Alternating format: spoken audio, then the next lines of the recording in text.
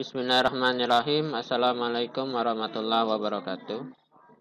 Alhamdulillahirabbil alamin wa bihi nasta'in ala umuri dunya waddin wassalatu wassalamu ala asrofil anbiya'i wal mursalin wa ala alihi wa sahbihi ajma'in. Rabbi shrah li sadri wa yassir li amri wa hlul 'uqdatam min lisani yafqahu qawli.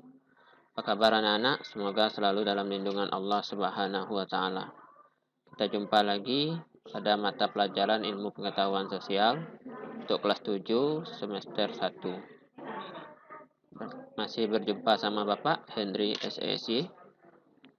Pada kali ini kita akan belajar tentang interaksi sosial dan kelembagaan masyarakat. Nah, mengapa kegiatan jual beli di pasar seperti digambar dikatakan sebagai interaksi? Jelaskan pendapatmu. Nah, ini akan menjadi pertanyaan kita, akan kita pecahkan masalahnya ya anak-anak. Baik anak-anak, tujuan pembelajaran kita hari ini pertama melalui pengamatan terhadap lingkungan sekitar, peserta didik mampu menunjukkan contoh interaksi dalam ruang secara tepat. Dua, melalui pengamatan terhadap lingkungan sekitar, peserta didik mampu menganalisis pengaruh interaksi sosial dalam ruang terhadap kehidupan sosial, ekonomi, dan budaya dalam masyarakat secara tepat. Yang ketiga, dengan berdiskusi, peserta mampu menjelaskan pelembagaan sosial budaya sebagai hasil interaksi sosial terhadap sosial secara benar. 4. Dengan berdiskusi, peserta mampu menyajikan hasil analisis tentang interaksi sosial dalam ruang serta pengaruhnya terhadap kehidupan sosial, ekonomi, dan budaya dalam masyarakat secara menarik.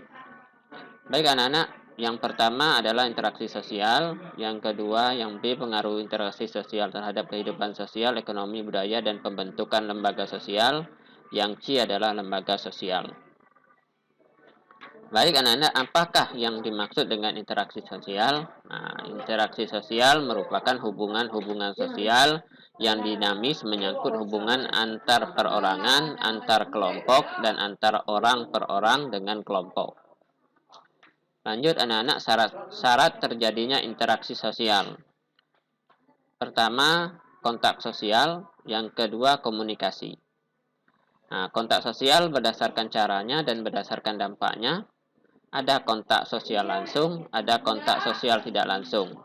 Berdasarkan dampaknya, ada kontak sosial positif, ada kontak sosial negatif. Sedangkan unsur-unsur komunikasi diantaranya itu sumber informasi, pesan, saluran komunikasi, komunikan, umpan balik, dan gangguan komunikasi. Baik anak-anak, faktor pendorong interaksi sosial, yaitu pertama imitasi, yang kedua sugesti, yang ketiga simpati, yang keempat identifikasi, yang kelima empati, yang keenam motivasi. Selanjutnya anak-anak, bentuk-bentuk interaksi sosial. Bentuk interaksi sosial ada dua, ada asosiatif dan ada disosiatif. Asosiatif ini kata kuncinya penyatuan, peningkatan hubungan, dan integrasi. Sedangkan disosiatif, perpecahan, merenggangkan hubungan, dan disintegrasi. Ini bentuk interaksi sosial. Selanjutnya anak-anak, proses asosiatif meliputi kerjasama. Contohnya ini gotong royong ya anak-anak. Yang kedua, akomodasi, yaitu pergerakan. Nah, yang ketiga, asimilasi, kerjasama. Ini contohnya anak-anak. Selanjutnya, alkulturasi. Yang selanjutnya, proses disosiatif meliputi persaingan, contohnya bulu tangkis. Selanjutnya pertentangan, nah, ini contohnya demo anak-anak.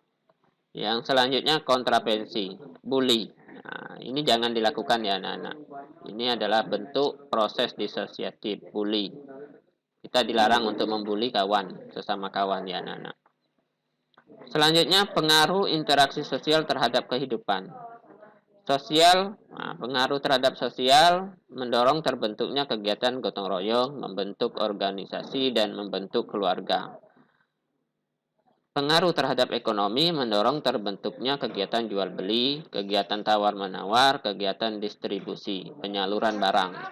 Budaya mendorong proses akulturasi, asimilasi, dan adopsi budaya. Selanjutnya anak-anak, dari interaksi sosial hingga terbentuknya lembaga sosial, prosesnya interaksi sosial ini anak-anak norma sosial, kebutuhan untuk hidup dalam keteraturan. Selanjutnya institusionalisasi. Selanjutnya lagi yaitu lembaga sosial. Inilah dari interaksi sosial terbentuk lembaga sosial. Pengertian lembaga sosial ini merupakan wadah dari sekumpulan norma yang tersusun secara sistematis dan terbentuk dalam rangka memenuhi kebutuhan manusia. Selanjutnya ciri lembaga sosial anak-anak, pertama memiliki tingkat kekekalan tertentu, memiliki simbol, memiliki norma tertulis dan tidak tertulis, memiliki tujuan yang jelas, memiliki alat kelengkapan, dan yang terakhir memiliki pola perilaku. Inilah ciri lembaga sosial. Baik anak-anak, tingkatan dari lembaga norma dalam lembaga sosial. Usaik ini adalah cara. Polweks ini adalah perbuatan yang sering berulang kali. Selanjutnya mores ini tata kelakuan. Custom ini adat istiadat. Laws itu adalah hukum atau norma yang berlaku di masyarakat. Inilah tingkatan norma dalam masyarakat. Usaik, polweks, mores, custom, dan laws. Selanjutnya anak-anak fungsi lembaga sosial. Pertama, menjaga keutuhan masyarakat. Yang kedua, meningkatkan solidaritas masyarakat. Yang ketiga, mengendalikan perilaku warga masyarakat. Ini lembaga sosial. Selanjutnya, memberikan pedoman bertingkah laku.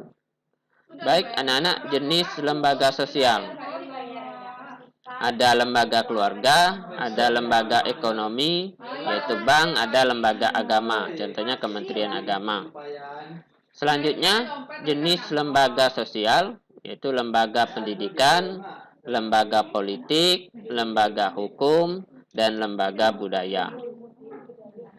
Baik anak-anak, terima kasih telah menyaksikan. Untuk lebih jelas, anak-anak bisa membaca di buku paket ataupun di buku LKS tentang materi interaksi sosial dan lembaga sosial. Lebih kurang Bapak mohon maaf. Billahi fisabilil haq. Assalamualaikum warahmatullahi wabarakatuh.